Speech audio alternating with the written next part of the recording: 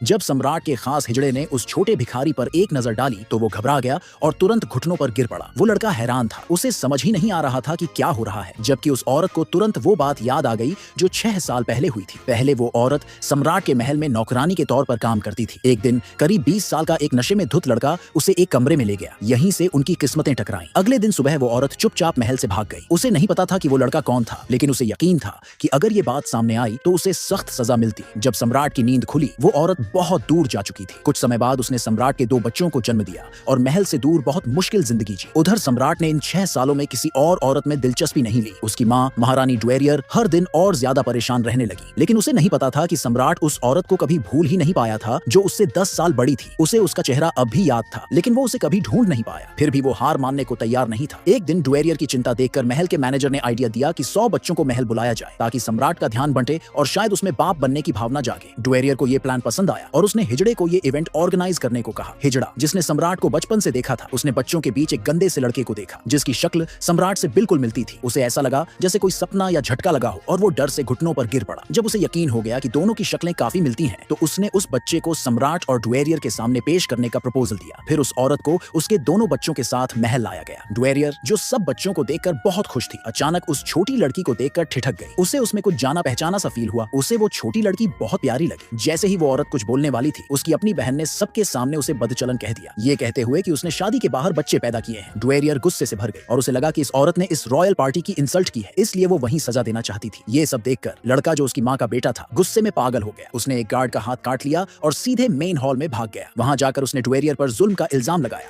और बोला कि जब वो बड़ा होगा तो अपनी माँ का बदला जरूर लेगा। सब लोग शॉक में थे। एक नौकर उसे सजा देना चाहता था क्योंकि उसने शाही खानदान की बेइज्जती की थी, लेकिन वो बच्चा बिल्कुल भी नहीं डरा। उसने कामली कहा कि उसकी एज सिर्फ 5 साल है और कानून के हिसाब से 7 साल से छोटे बच्चों को सजा नहीं दी जा सकती। फिर उसने ड्वेरियर से कहा कि उसे सही और गलत में फर्क करना चाहिए। ड्वेरियर बहुत गुस्से में थी, लेकिन लड़के की बातों में कोई गलती नहीं थी। लड़के ने कहा कि वो हमेशा अपने माँ बाप की रिस्पेक्ट करता है, क्योंकि जो अपने माँ बाप का सम्मान नहीं कर सकता वो कभी समाज की सेवा नहीं कर पाएगा। उसकी मैच्योरिटी देखकर ड्वेरियर चुप हो गई, लेकिन कुछ दरबारी बोले कि ये लड़का बैडली बिहेव्ड है और नौकरों ने कहा कि इसे सजा मिलनी चाहिए। तभी ड्वेरियर ने कहा कि जब कोई बच्चा बिना बाप के बड़ा होता है तो उसका ऐसा बिहेवियर होना एक्सपेक्टेड है। ये बात सुनकर लड़के को गहरी चोट लगी और उसने ड्वेरियर को चुप रहने को कह दिया। उसकी माँ डर गई और जल्दी से उसके मुंह पर हाथ रख दिया, लेकिन जैसे ही एक नौकर उसे मारने के लिए बढ़ा, औरत बीच में आ गई और खुद पर वार झेल लिया। ड्वेरियर से हाथ जोड़कर बोली कि उसके बेटे को छोड़ दे और सजा उसे दे। जब माहौल और बिगड़ने लगा, लड़के ने ड्वेरियर को निकम्मा और जनता के ट्रस्ट के लायक नहीं कहा। ये सुनकर सब शॉक्ड थे, यहाँ तक कि ड्वेरियर भी। तभी उसके दिमाग में आया कि ये लड़का सम्राट से बहुत मिलता जुलता है। उसी टाइम सम्राट हॉल में एंट्री करता है। औरत ने धीरे से सिर उठाया, उनकी नजरें मिली और सम्राट ने तुरंत पहचान लिया। ये वही औरत थी जिसे वो पिछले 6 सालों से डेस्परेट ढूंढ रहा था।